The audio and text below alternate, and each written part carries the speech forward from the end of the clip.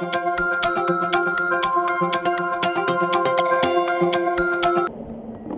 தெரியும், எங்கள் தலைவர் கலைஞர் காலத்திலேருந்து இன்றைக்கு இருக்கிற எங்கள் முதலமைச்சர் தளபதியார் காலம் வரைக்கும் சொல்கிறதை செய்வோம், செய்வதை சொல்வோம் என்ற அடிப்படையில் தான் செயல்பட்டு கொண்டிருக்கிறோம். அந்த அடிப்படையில் போன வருடம் எதிர்க்கட்சியாக இருக்கும்போது சொன்ன பல காரியங்களை இப்போது ஆளுங்கட்சியாக வந்தவுடன் செய்து முடித்து காமிச்சிட்ருக்கோம். அதில் முக்கியமானது இந்த 5000 ரூபா கொடுக்கணும்னு போன வருஷம் சொன்னதை வெறும் 1000 ரூபா அரசாங்கம் கொடுத்ததை கூடுதலாக மிகவும் இக்கட்டான பொருளாதார சூழ்நிலையிலும் அந்த 4000 ரூபாயை 2 தவணையாக கொடுத்து கிட்டத்தட்ட 9000 கோடி ரூபாய் அரசாங்கம் செலவெடுத்திருக்கு. அதே மாதிரி ஒரு வெள்ளை அறிக்கை அரசாங்கத்துடைய நிதி நிலைமையை பற்றி வெளியிடுவோம் என்று கூறியிருந்தோம். அந்த பணி நடந்து கொண்டு இருக்கிறது. ஆளுநர் உரை முடித்து ஒரு 2 வாரங்களுக்குள் அது வெளியாகும். பல வகையில் சொன்ன வார்த்தையை காப்பாற்றி கொண்டிருக்கிற எங்கள் அரசாங்கம் ஒரு குறிப்பாக இந்த பெட்ரோல் டீசலில் வேட்டை ஓரளவுக்கு குறைக்க முயற்சி செய்வோம் என்று சொல்லியிருந்தோம். ஆனால் இன்றைக்கு இருக்க சூழ்நிலையில் அது சாத்தியமில்லை. பலர் எங்களிடம் கேட்டுக்கொண்டிருக்கிறார்கள், சொன்னீங்களே செய்வீர்கள். உறுதியாக செய்வோம். எப்போ செய்வோம் என்றதற்கு விளக்கமாக ஏன் இப்போ செய்யவில்லை என்ற கருத்து மட்டும் நான் பகிர இங்கே வந்திருக்கிறேன். அதற்கு மேல் நீங்கள் எத்தனை கேள்வி வேணாலும் கேளுங்க, நான் அதுக்கு தெளிவாக பதில் சொல்கிறேன். முதல் நம்மளுக்கு தெரிய வேண்டியது 2014 இந்த அரசாங்கம், ஒன்றிய அரசாங்கம் டெல்லியில் பொறுப்பேற்ற பிறகு ஒரு லிட்டருக்கு சராசரி 10 ரூபா 39 பைசா பெட்ரோலில் இருந்த வரியை 32.90 அப்படின்னு மாற்றிருக்கார்கள். யோசிச்சு பாருங்கள். ஒரு லிட்டருக்கு 10 ரூபா இருந்த வரியை 3 மடங்கு ஆக்கி, 3 மடங்குக்கு மேல் 10.40னா கூட 31.20, 31.20 தாண்டி 32.90ன்னு மாற்றிருக்காங்க வரியை. அஃப்கோர்ஸ் நீங்கள் சொல்லலாம், இது ஏன் உங்களுக்கு வரி குறைக்கிறதுக்கு ஒரு பாதிப்புன்னு. 2 வகையில் பாதிப்பு. முதல்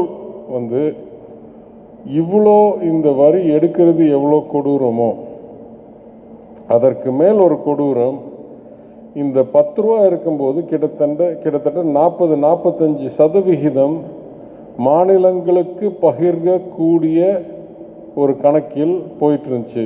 கலாலாக, எக்ஸைஸாக டெசிக்னேட் பண்ணி அந்த 10 ரூபா 20 பைசாவில் 4.80 4.90 போய் மாநிலங்களுக்கு பகிர்ந்து கொடுக்க வேண்டிய நிதியில் கலந்தது. இன்றைக்கு இந்த 32 ரூபா 90 பைசாவில் 31 ரூபா 50 காசு மாநிலங்களுக்கு பகிர்ந்து கொடுக்காமல், இதை செஸ்ஸு சர்சார்ஜ்னு சொல்லி 1 பைசா மாநிலங்களுக்கு வராமல் இதை அவங்க முழுமையாக எடுத்துக்கொள்கிறார்கள். இதோடைய விளைவை காமிக்கணும்னா வெறும் ஒரே வருடத்தில் இது பாருங்கள், 19-20 இருந்ததுக்கும் 20-21 போன வருடம் இருந்ததுக்கும் இன்னும் இந்த வருஷம் இதோட மோசமாக இருக்குது. இன்னும் நடக்காததால் நான் காமிக்கலை. 20-21 வருடம் முடிந்து விட்டது. மார்ச் 31ஆம் தேதியோடு முடிந்து விட்டது. இதில் பார்த்தீர்கள் என்றால் ஒன்றிய அரசுக்கு பெட்ரோல் டீசலில் போகிற வரி 2,40,000 கோடியிலிருந்து 3,90,000 கோடி, அதாவது 63% அதிகரிச்சிருக்கு. அதனால் மாநிலங்களுக்கு போக வேண்டிய பங்கு இன்னும் குறைத்து, குறிப்பாக தமிழ்நாட்டுக்கு வர வேண்டிய அந்த மாநிலங்களுக்கு போகிற நிதி உங்களுக்கு தெரியும். 15வது நிதிக்குழு அன்றைக்கு 14வது நிதிக்குழு ஃபார்முலா வகுக்கிற ஃபார்முலா கணக்கில் அடிப்படையில் பிரித்து கொடுப்பாங்க. நம்மளுக்கு சுமார் 4% 1 ரூபா வரி மாநிலங்களுக்கு பகிர்ந்து கொடுக்கறதுக்கு மாற்றப்பட்டால் அந்த 1 ரூபாவில் 4 பைசா நம்மளுக்கு வரும். அப்போ யோசிச்சு பாருங்க, 4% நம்மளுக்கு வர வேண்டியது கிட்டத்தட்ட 336 கோடி ரூபா குறைஞ்சிருக்கு. அப்போ பெட்ரோல் பம்பில் விலை அதிகரிச்சிருக்கு, வரி அதிகரிச்சிருக்கு. ஆனால் தமிழ்நாட்டுக்கு வர வேண்டியது 336 கோடி ரூபா குறைஞ்சிருக்கு.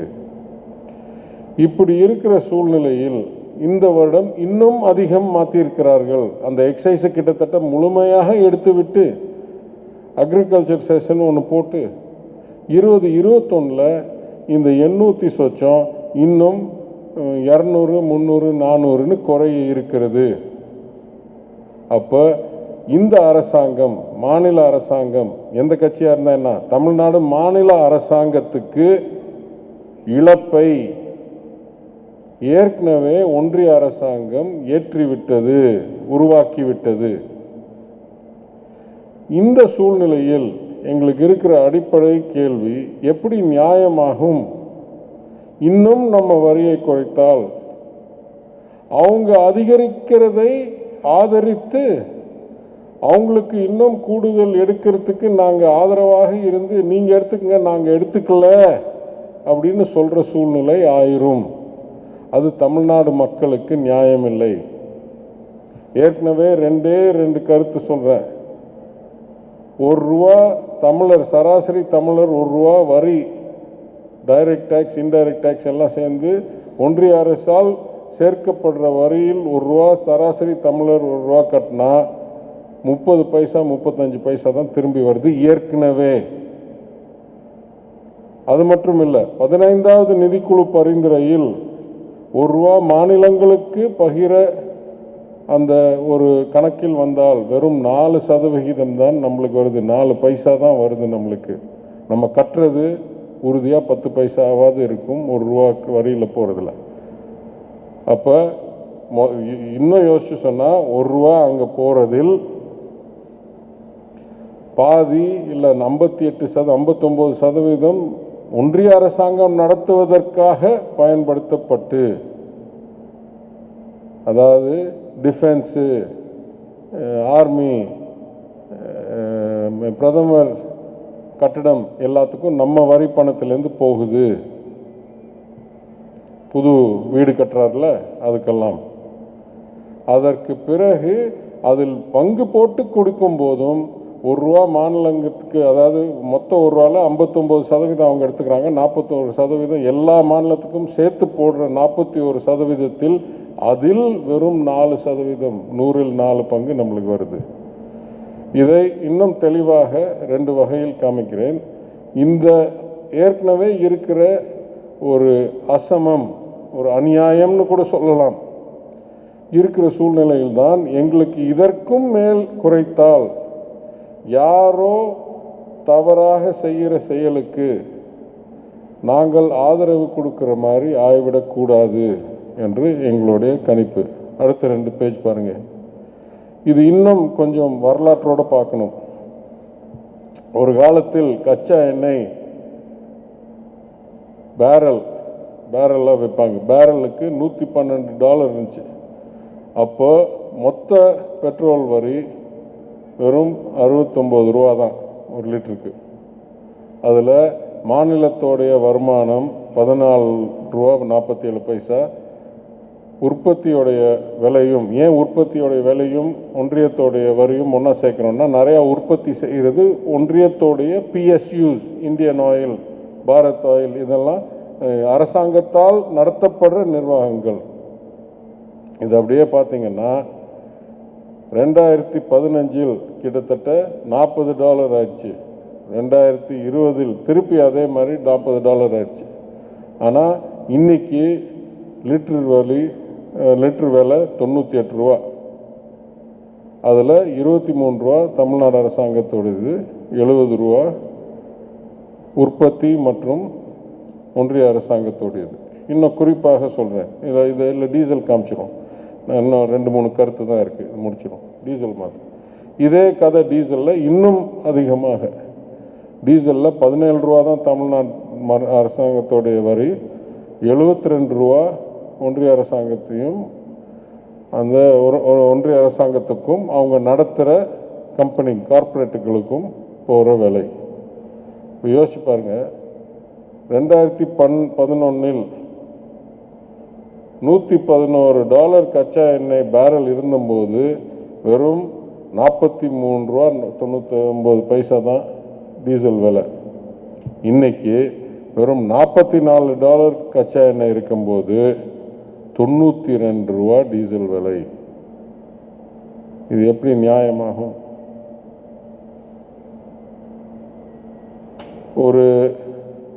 இன்னொரு ஒப்பிட்டு பார்ப்போம்.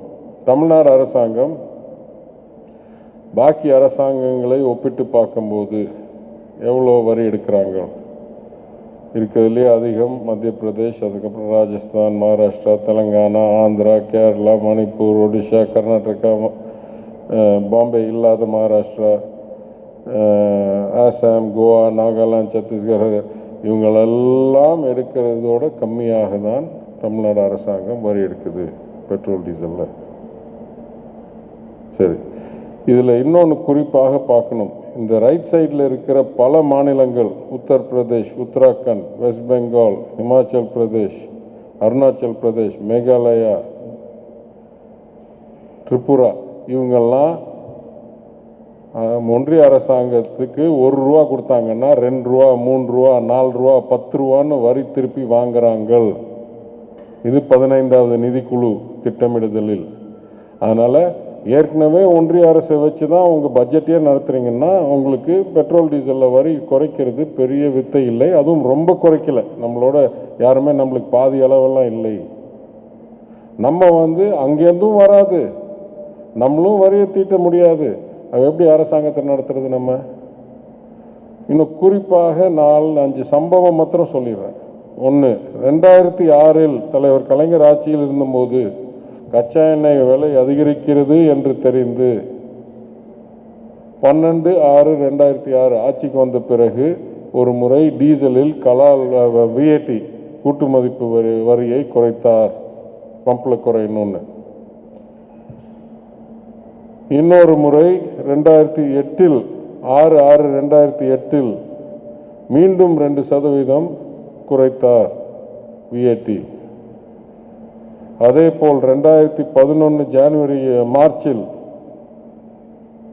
பெட்ரோல் VATயை 3% குறைத்தார். அப்போ விலை அதிகமாக இருக்கும்போது குறைச்சிக்கிட்டே இருந்தார் தலைவர் கலைஞர். இதே மாதிரி மன்மோகன் சிங் அரசாங்கமும் உண்மையை சொல்லணும் 2009 2014 பல முறை எக்ஸைஸையும் குறைத்தார்கள்.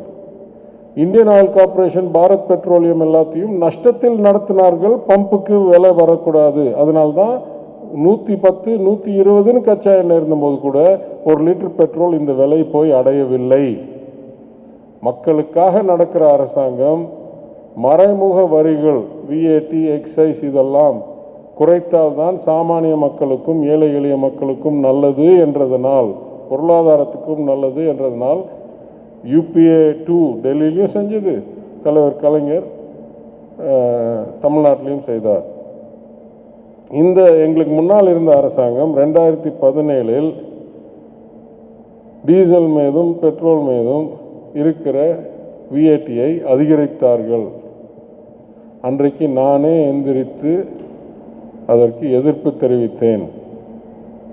எதிர்ப்பு தெரிவிக்கும்போது சொன்னேன், இந்த ஆயிலெலாம் கமாடிட்டி சைக்கிளில் இருக்குங்க. இந்த சைக்கிளில் இருக்கும்போது ஏற்கனவே 110 போனும்போது நீங்கள் இதை சரி பண்ணல, அதுக்கப்புறம் சரிஞ்ச பிறகும் நீங்கள் இது பண்ணல. இப்போ 20, 30 தொட்டுட்டு திருப்பி ஏற ஆரம்பிச்சிருச்சு. $52 கச்சா எண்ணெய் வந்துருச்சு அன்றைக்கி பேசுகிற அன்னைக்கு. இப்போ போய் நீங்கள் VATயை அதிகரித்தீர்கள் என்றால், ஒன்று பம்பில் ஏற்கனவே இருக்கிற விலை இன்னும் கூடும். இரண்டாவது, ஏதாவது ஒரு ஷாக் வந்தோ இல்லை இந்த சைக்கிள் கண்டினியூ ஆகியோ கச்சா எண்ணெய் இன்னும் அதிகரித்தார். அன்னைக்கு சொன்ன வார்த்தை இன்றைக்கி உண்மையாயிருச்சு. லிட்டருக்கு $100 ஆகிருப்போது பெட்ரோல். அப்போ பொருளாதாரம் மிகவும் பாதிக்கப்படும். ஏழை எளிய சாமானிய மக்கள், ஏன்னா இது இன்புட் காஸ்ட். விவசாயிக்கும் டீசல் வாங்கணும், மீனவருக்கும் டீசல் வாங்கணும், காய்கறி எங்கேயாவது கொண்டாந்து கொடுக்கறதுக்கும் விவசாய இடத்துலேருந்து சந்தாவை கொண்டாடுறதுக்கும் உழவர் சந்தை கொண்டாடுறதுக்கும் கொடுக்கணும், பொருளை நகரத்துக்கு. So it is a input cost இந்த எக்கானமி, இதெல்லாம் பண்ணணும். ஆனால் அப்போ கேட்கல. ஆனால் இந்த அரசாங்கம் முழுசாக தப்பாக பண்ணுச்சுன்னு நான் சொல்ல மாட்டேன். போன வருடம் 2020 மேயில் எப்போ கச்சா எண்ணெய் $30 ஒரு பேலராக இருந்ததோ, அதாவது இயற்கையாக அதிகரித்து கொண்டிருக்கிற சைக்கிள், கொரோனா கோவிட் வந்ததுனால திடீர்னு விழுந்துருச்சு. பெட்ரோல் விலை வந்து கச்சா எண்ணெய் விலை வந்து $65 பேலர்லேருந்து $20 அப்படியே சரிஞ்சிருச்சு. உடனே இவங்களுக்கு வருமானம் வராமல் போயிடுச்சு. அப்போ இவங்க என்ன பண்ணாங்க, இன்னும் சரிஞ்சால் நம்மளுக்கு பாதிப்பு வரும்னு சதவிகிதமாக எடுத்துகிட்டு இருந்த விஏடியை ரூபாய் கணக்காக மாற்றி 34% பெட்ரோல் இருந்ததை மாற்றி 15%, 13 ரூபாயும் அப்படின்னு மாற்றி, டீசலுக்கு 25% இருந்ததை 11% $9.62 மாற்றினாங்க. ஏன் மாற்றினாங்க? திருப்பி சரிஞ்சால் நம்மளுக்கு வருமானம் குறையக்கூடாதுன்னு. ஆனால் இன்றைக்கு என்ன ஆயிருக்கு, அது மக்களுக்கு நன்மையை கொடுத்துருக்கு. ஏன்? ஏன்னா $30 சரியாமல் இன்றைக்கி திருப்பி $60-65 அதிகரிச்சிருச்சு. அப்போ முழுசாக சதவிகிதத்திலேருந்து கொஞ்சம் சதவிகிதம் கொஞ்சம் ரூபாய் என்று மாற்றினதனால் தமிழ்நாட்டுடைய வரி வருமானம் குறைஞ்சிருக்கு, மக்களோட பலன் கிடைச்சிருக்கு. இந்த அளவுக்கு ஏற்கனவே செயலெல்லாம் நடந்த பிறகு இன்றைக்கு இருக்கிற சூழ்நிலையில் மீண்டும் கடைசியாக சொல்கிறேன், 2,40,000 வாங்கிட்டு இருந்த மத்திய ஒன்றிய அரசாங்கம் இன்றைக்கு 3.90 லட்சம் எடுக்கும்போது, இது மட்டும் இல்லை, இன்னொன்று சொல்லி முடிச்சிடுறேன். எப்போ இந்த அரசாங்கம் ஆட்சிக்கு வந்ததோ அன்றைக்கு செஸ் சர்சார்ஜ், அதாவது மாநிலங்களுக்கு பகிராமல் முழுமையாக எடுத்துக்கொள்கிற நிதி மொத்த வரி வருமானத்தில் வெறும் 12% தான் இருந்துச்சு. 12%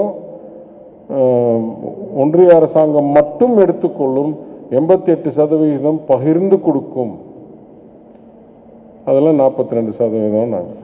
இன்றைக்கு செஸ் சர்சார்ஜ் எல்லாமே செஸ் சர்சார்ஜின்னு போட்டு கிட்டத்தட்ட 3.5 மடங்கு அதிகரித்து, அன்னைக்கு இருந்த அவங்க ஆட்சிக்கு வந்தபோது 1,67,000 கோடி, கிட்டத்தட்ட 68,000 கோடி செஸ்ஸில் சம்பாதிச்சிட்டு இருந்த ஒன்றிய அரசாங்கம் இன்றைக்கு 4,50,000 கோடி. போன வருடம் மட்டும், முடிஞ்ச வருடம், எதிர் வருடம் நான் சொல்ல, இப்போ கூடுதலாக செஸ் போட்டிருக்காங்க டிசைனில். அப்போனா 23.7%, ₹1 வரி வந்தால் 23.7% ஒதுக்கிறார்கள். நம்மகிட்டேருந்து எடுக்கிற பணத்தை நம்மளுக்கு பகிர்ந்து கொடுக்கக்கூடாது என்று ஒதுக்கி ஒன்றிய அரசாங்கம் இந்த பணத்தை வைத்து தான் ஓடுது. அப்போ பகிர்ந்து கொடுக்கறதே கிட்டத்தட்ட 3 லட்சம் கோடி குறைச்சிட்டதனால், அதற்கு பிறகு எப்படி இந்த வரியை போடுறாங்கன்னா, அதை மாநிலத்துக்கு எதுவுமே கிட்டத்தட்ட இப்போ 32.5 ரூபா மொத்த வரி டீசலில் போட்டால் அதில் வெறும் ₹1.80 தான் பகிர்ந்து கொடுக்குறார்கள். 31 ரூபா, கிட்டத்தட்ட ₹30.70 அவங்களே எடுத்துக்கிறாங்க. இதனால் தான் எங்களால் உடனடியாக இந்த செயலை செய்ய முடியவில்லை. ஆனால் நாங்கள் கொடுத்த வார்த்தையை எவ்வளோ சீக்கிரம் எங்களுக்கு இந்த பேரிடரை தாண்டி அரசாங்கத்தோடைய நிதி ஓரளவுக்கு திருத்தி இந்த ஏற்றத்தாழ்வை, இந்த அசமமை, இந்த அநியாயத்தை திருத்த முடியுமோ அவ்வளோ சீக்கிரம் நாங்கள் கொடுத்த உறுதியை நிறைவேற்றுவோம் என்று கூறி நான் முடித்துக்கொள்கிறேன்.